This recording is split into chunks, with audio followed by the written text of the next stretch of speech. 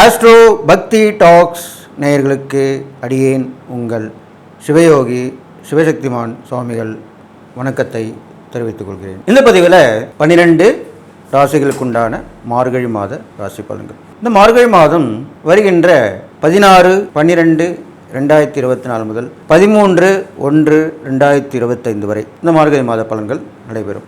அந்த வகையில் பார்க்கும் பொழுது மார்கழி மாதத்திலே நிறைய விரதங்கள் கடைபிடிக்கப்படுகிறது. அது இல்லாமல் குளிர்காலமும் துவங்கப்படுகிறது. இந்த வகையிலே எல்லோரும் ஆன்மீகத்திலே நாட்டமாக இருப்பார்கள். விரதம் இருந்து அவரவர்கள் இஷ்ட தெய்வம் குலதெய்வம் இவ்வாறு சென்று வருவார்கள். அதனால் இந்த மார்கழி மாதத்திலே சுபகாரியங்களை தள்ளி வைத்தார்கள் பெரியோர்கள், நம்ம வாழ்ந்துவிட்டு சென்ற முன்னோர்கள். காரணம் இல்லாமல் எந்த காரியமும் இல்லை. அவர்கள் அனுபவப்பட்டு உணர்ந்துதான் இவ்வாறு செய்துவிட்டு சென்றிருக்கிறார்கள். அந்த வகையிலே இப்போ இந்த மார்கழி மாதம் பொதுவான பலன்கள் என்ன என்றதை முதலில் பார்ப்போம். இந்த மார்கழி மாதத்துடைய பொது பலன்கள் பார்க்கும்பொழுது ரிஷபராசியிலே குரு வீற்றிருக்கிறார், கடகராசியிலே செவ்வாய் இருக்கிறார், கன்னியிலே கேது, விருச்சிகத்திலே சூரியன், அவர் தனுராசிக்கு வரவிக்கிறார். அப்பொழுதுதான் மார்கழி மாதம் துவங்குகிறது.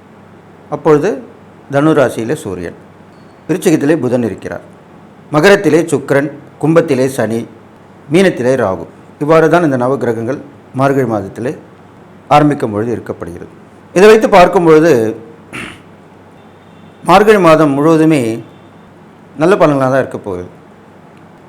அவ்வப்போது மழை வெள்ளம் தொடர்ந்தாலும் பெரிய ஆபத்தாக இருக்க வேண்டிய அவசியம் இருக்காது. ஓரளவுக்கு வந்து செல்லும். இயற்கையின் சீற்றங்கள் ஓரளவுக்கு தான் இருக்க போகிறது. இருந்தாலும் மக்களிடையே எச்சரிக்கை தேவை.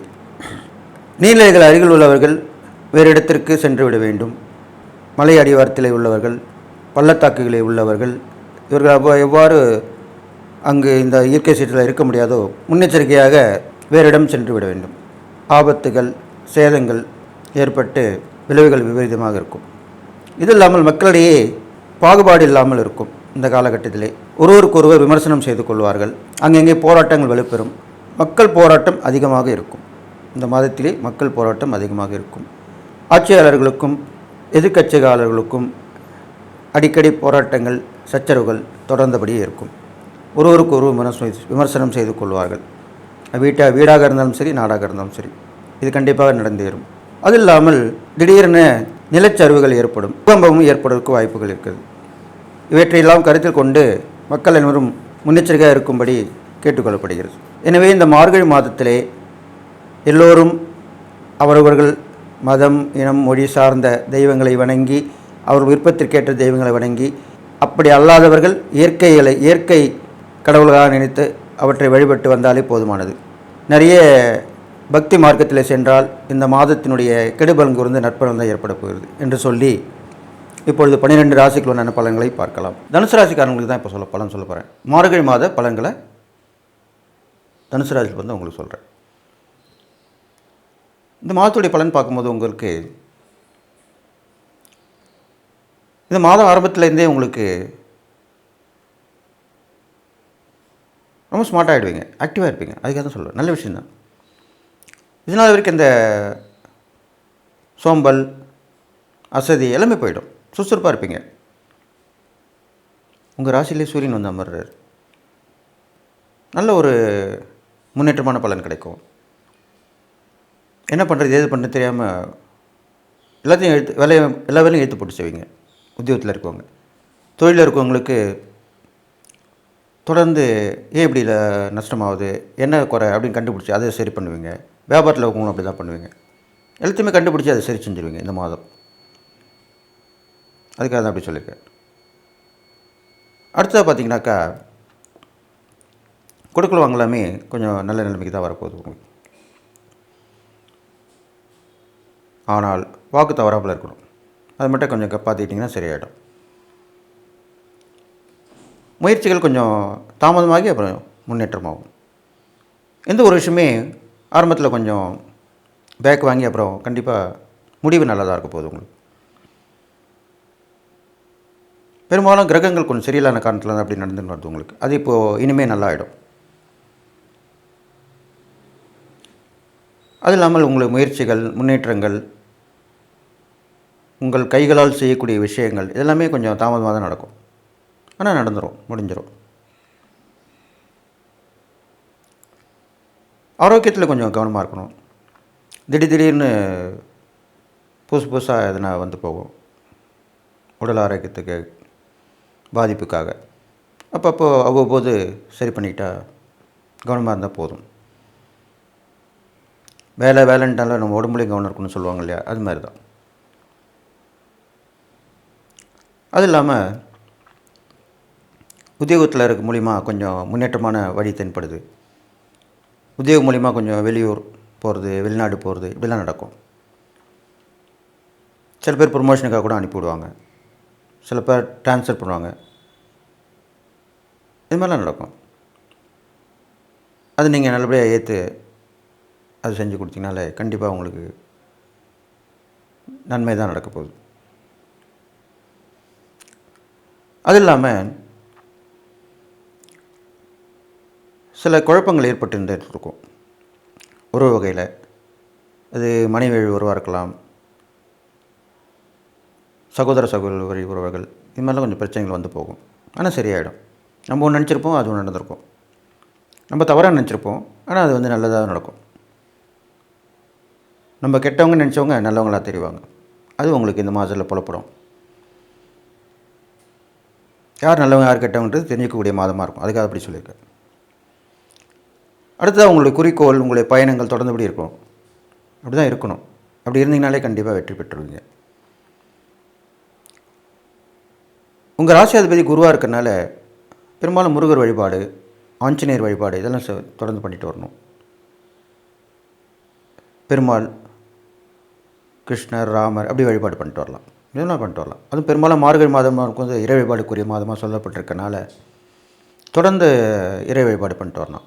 உங்களுக்கும் அவ்வளோ ஆர்வம் இருக்காது ஆன்மீகத்தில், இறை வழிபாட்டில், இருந்தாலும் செய்து தான் ஆகணும். எப்போ நம்மளுக்கு கிரகங்கள் சரியில்லையோ, செயற்கை சரியில்லை, பார்வை சரியில்லும் போது கண்டிப்பாக நம்மளுக்கு இருக்கிற ஒரே பிடிப்பு அதானே, இறை நம்பிக்கை தானே. ஏதோ ஒரு சக்தி இருக்குன்னு தெரியும் இல்லையா, அந்த சக்தியை நம்ம பிடிச்சிக்கணும், அவ்வளோதான். அதை உருவ வழிபாட்டில் கொண்டு வரணும். இது அதுக்காக தான் முன்னோர்கள் அப்படி சொல்லியிருக்காங்க.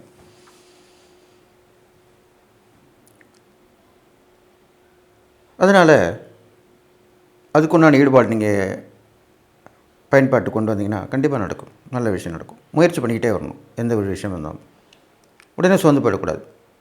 ஒரு தடவை 2 தடவை 3 தடவை யோசித்து பண்ணணும். அப்போ செஞ்சிருக்கும், கண்டிப்பாக நல்லபடியாக தான் ஆகிடும். குழந்தைகளுடைய ஆரோக்கியத்தில் கவனமாக செலுத்தணும். அவங்களுடைய முன்னேற்றமும், அவங்களுடைய கல்வி வளர்ச்சி எல்லாமே முன்னேற்றம் பார்க்கணும். மனைவி வழி உறவு மூலியமாகவும், மனைவி மூலியமாகவும் சில பிரச்சனைகள் வர்றதுக்கு வாய்ப்பு இருக்கனால ஆராய்ந்து பார்த்து ஏனோ தானோன்னு பேசாமல், அவசரப்பட்டு முடிவுக்கு வராமல் நிதானமாக முடிவு எடுத்தால் கண்டிப்பாக நல்லதாக நடக்கும். பரிசு பாராட்டு கிடைக்கக்கூடிய அம்சமாக இந்த மாத முடிவில் வரப்போகுது உங்களுக்கு. அது இல்லாமல் ஒரு விஷயத்தில் ஈடுபட்டிங்கன்னா முன்வைத்த காலை பின் எடுக்கக்கூடாதுன்னு சொல்லுவாங்க. அந்த மாதிரி நீங்கள் முன்னோக்கி தான் போகணும். அப்போ கண்டிப்பாக அதில் வெற்றி பெற்று விடுவீங்க. வெளிவட்டார பழக்க வழக்கம் பார்க்கும்போது உங்களுக்கு நம்பிக்கை தரக்கூடியதாக இருக்கும். விரும்பி வந்து உதவி பண்ணுவாங்க. அந்நிய மதத்தவர், அந்நிய நாட்டவர் மூலிமா உங்களுக்கு உதவி கிடைக்கிறதுக்கும் வாய்ப்பு இருக்குது. நீங்கள் செய்யக்கூடிய பரிகாரம்னு பார்க்கும்போது ஆஞ்சநேயர்லேயே வீர ஆஞ்சநேயர் அப்படின்னு இருப்பார், அவர் வழிபட்டு வரணும். சனிக்கிழமை தோறும் ஆஞ்சநேயர் வழிபாடு பண்ண ரொம்ப விசேஷம். தைரியம் வரும், தன்னம்பிக்கை வரும், துணிஞ்சு செல்லக்கூடிய அம்சம் ஏற்படும். அதுக்காக தான் அப்படி சொல்லியிருக்கேன். தான தர்மம்னு பார்க்கும்போது ஏழை குழந்தைகள் உதவி பண்ணலாம். படிப்பு வளர்ச்சிக்கு, ஏழை குழந்தைங்க உடம்பு சரியில்லாமல் இருப்பாங்க, ஆரோக்கியம் இல்லாமல், அவங்களுக்கு உதவி பண்ணலாம். இது மாதிரிலாம் பண்ணிட்டு வரலாம். அது இல்லாமல்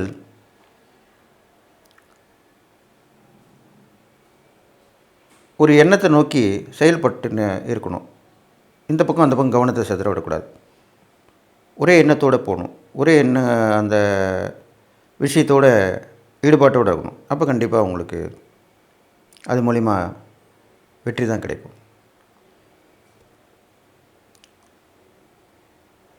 நட்புகள் மூலிமா நல்லது நடக்கும், கெட்டது நடக்கும்.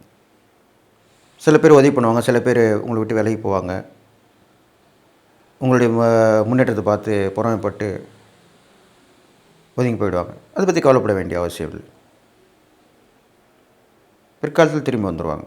இதெல்லாமே நட்பும் உறவுமே என்றைக்குமே கூட இருக்குன்னு சொல்ல முடியாது. வரும் போகும், அப்படி தான் இருக்கும். அதெல்லாம் நீங்கள் பார்த்து எதை பற்றியும் கவலைப்படாமல் இருந்தீங்கனாலே போதும். இந்த மாத பலனை கடந்து வந்துடலாம்.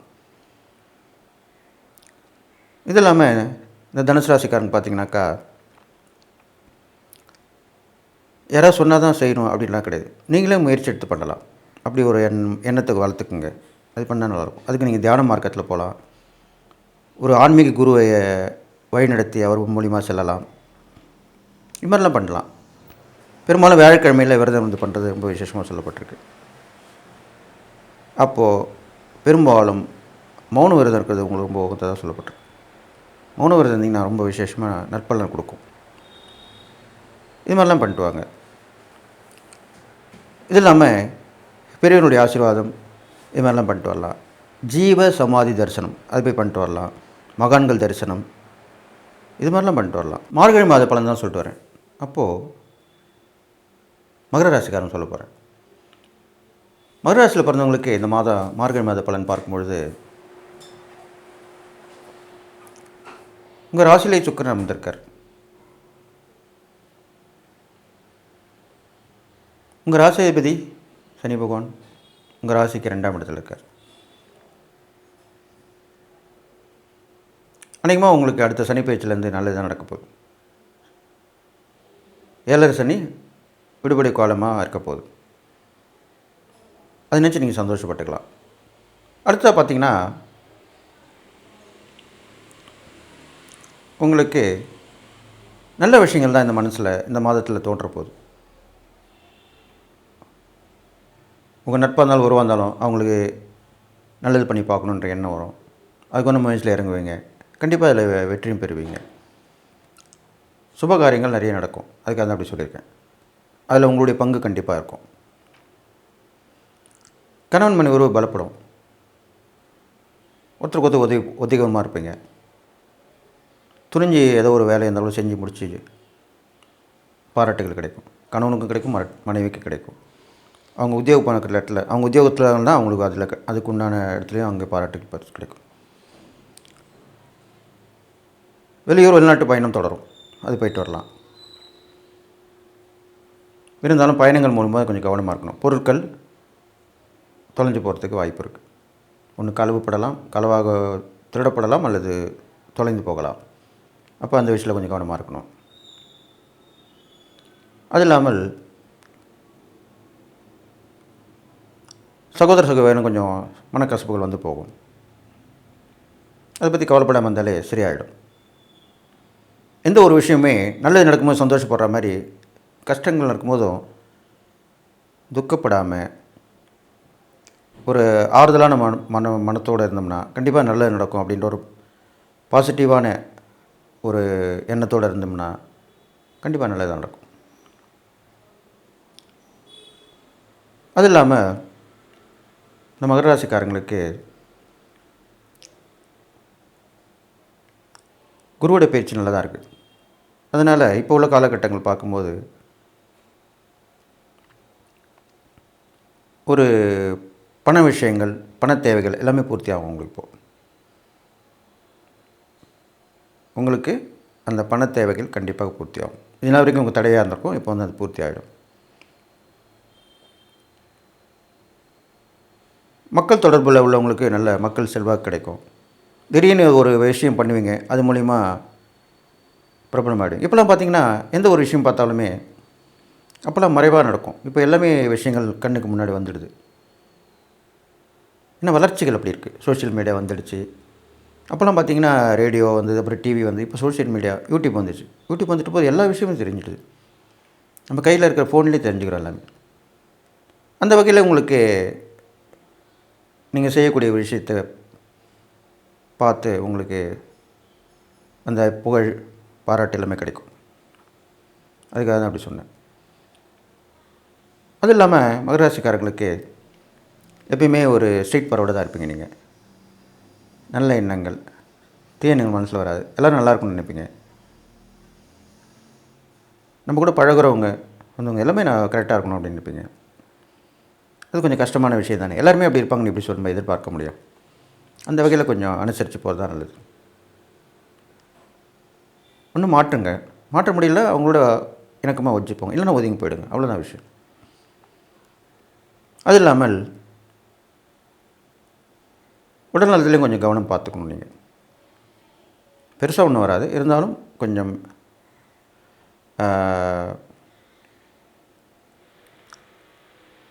பரிசோதனை பண்ணிட்டு பார்த்து நல்லது. பொதுவான பரிசோதனை பண்ணாலே தெரிஞ்சிடும். அப்பப்போ அதுக்கு என்னன்னு தெரிஞ்சுட்டு பண்ணிக்கலாம். உங்களுடைய ராசியாதிபதி சனி பகவானாக இருக்கிறனால உங்களுக்கு பெரிய கெடுதல் ஒன்றும் பண்ண மாட்டார். அவருடைய அம்சமாக இருக்கக்கூடிய பெருமாளை வழிபடலாம். கால பைரவர், பைரவர் சனியுடைய அம்சம் தான் பைரவர், அவரை வழிபட்டு வரலாம்.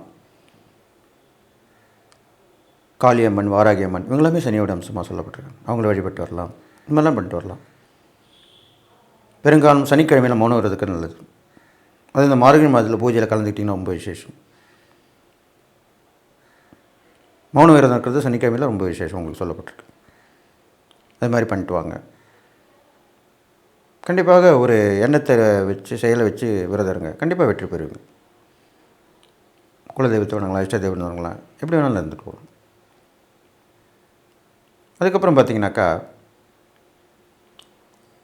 உங்களுக்கு வர வேண்டிய விஷயங்கள், அது உத்தியோகத்தில் இருக்கட்டும், தொழில் வியாபாரம் எல்லாமே வந்து சேர்ந்துடும். இவ்வளோ நாள் வராமல் தடைகளாக இருந்திருக்கும், அது இப்போ வந்து சேர்ந்துடும். அது மூலிமா மன மகிழ்ச்சி ஏற்படும் உங்களுக்கு. அது இல்லாமல் உங்களுக்கு பிரயாணங்கள் மூலிமா நல்ல பல விஷயங்கள், சந்திப்புகள் கிடைக்கும், புது புது நட்புகள் உருவாகும். அதை நீங்கள் பயன்படுத்திக்கணும். பெரும்பாலும் நிறைய பேர் ரயில் பயணங்கள், பேருந்து பயணம் அப்படியே சொல்கிறல, அதில் நீண்ட தூர பயணத்தில் போது நட்பு கிடைக்கும். அது சில பேர் வாங்க தவற விட்டுருவாங்க. ஆனால் இப்போலாம் அப்படி கிடையாது. இருந்தாலும் நீங்கள் அதை பயன்படுத்திக்க நல்லது. ஏன்னா உங்களுக்கு நன்மை ஏற்படும் சொல்கிறதுனால பயன்படுத்திக்க நல்லது. ஏதோ ஒரு உதவி கிடைக்கிட்டு போய் கிடைச்சிட்டு போட்டோம். உங்களால் அவங்களுக்கு உதவிக்கும், அவங்களுக்கு உதவி கிடைக்கும். இப்படி தான் வரும். அது இல்லாமல் இந்த மகராசிக்காரங்க நீண்ட நாள் நோயப்பட்டிருந்தாலும், உங்களுக்கு தெரிஞ்சவங்களாக இருந்தாலும் நீங்களாக இருந்தாலும் மாற்று மருத்துவத்தால் சுகப்படும். அப்போ இந்த உள்ள காலகட்டங்கள் மாற்று மருத்துவம். இப்போது நீங்கள் இங்கிலீஷ் மருந்து யூஸ் பண்ணிங்கன்னா அது சித்தா மருந்துக்கு போகலாம். சித்தானாக யுனானி, ஹோமியோபதி இப்படிலாம் சொல்லிகிட்டு இருக்காங்க. அந்த மாதிரி ஒரு மாற்று மருத்துவத்தை தேர்ந்தெடுத்திங்கன்னா கண்டிப்பாக அதில் நிவர்த்தி ஆகும். இது உண்மையான விஷயம். என்னுடைய அனுபவத்தில் ஆராய்ச்சியில் பார்த்துருக்கேன். நிறைய பேருக்கு அப்படி நடந்திருக்கு. சில பேருக்கு உடம்பு ஒத்துக்காது இந்த இங்கிலீஷ் மருந்துக்கு, சித்தா மருந்து எடுத்தாங்கன்னா அவங்க நல்லாயிடும். அது மாதிரி மாற்று மருத்துவத்தால் குணமடையக்கூடிய நேரம் உங்களுக்கு இருக்குது. இப்போது அதை நீங்கள் பயன்படுத்திக்கலாம். அது இல்லாமல் உங்களுக்கு செய்யக்கூடிய தான தர்மம் பார்க்கும்போது நீண்ட நாள் நோயாக இருக்குது, உங்களுக்கு உதவி சர்ச் பண்ணலாம். அது இல்லாமல் உடல் உழைப்பை ஏற்று ரொம்ப கஷ்டப்படுவாங்க. ரொம்ப வருமானமே ரொம்ப கம்மியாக தான் இருக்கும், சொற்ப வருமானமாக இருக்கும். கூலி தொழிலாளர்னு சொல்லுவாங்க, அவங்களுக்குலாம் உதவி பண்ணலாம். துப்புரவு தொழிலாளர்னு சொல்லுவாங்க, அவங்களுக்கெல்லாம் உதவி பண்ணலாம். தான தர்மம் பண்ணலாம். இதெல்லாம் செய்யலாம். நீங்கள் பண்ணலாம் கூட, சேர்ந்து பல பேரோடு சேர்ந்து கூட செய்யலாம், தப்பு கிடையாது. அந்த ஒரு புண்ணியமும் உங்களுக்கு வந்து சேரும். இது இல்லாமல் இந்த மகராசிக்காரங்களுக்கு சிவனை நினைத்து ஒரு சிவஸ்தலம் எடுத்துக்கணும். அதையே நினச்சி வணங்கி விரதமாக கூட இருக்கலாம். குறைஞ்ச ஒரு 11 நாள் விரதமாக இருக்கலாம், இல்லை 48 நாள் விரதம் இருக்கலாம். இல்லை முடியாதவங்க ஒரே நாள், ஒரு நாள் தேர்ந்தெடுத்து, பெரும்பாலும் உங்களுக்கு சனிக்கிழமை சொல்லப்படுது விரதம் இருக்கிறதுக்கு. சிவனை நோக்கின்ற போது திங்கட்கிழமை சொல்லலாம், சனிக்கிழமை வழிபடலாம், ஒரு பிரதோஷம் வழிபடலாம். ஒரு பிரதோஷம் கூட விரதம் இருங்க. அந்த மாதிரி இருந்து காலையில் விரதம் இந்த மாலையில் போய் சிவனை போய் தரிசனம் பண்ணி அந்த விரதத்தை முடிச்சிங்கன்னா கண்டிப்பாக நடக்காத விஷயம் நடக்கும்.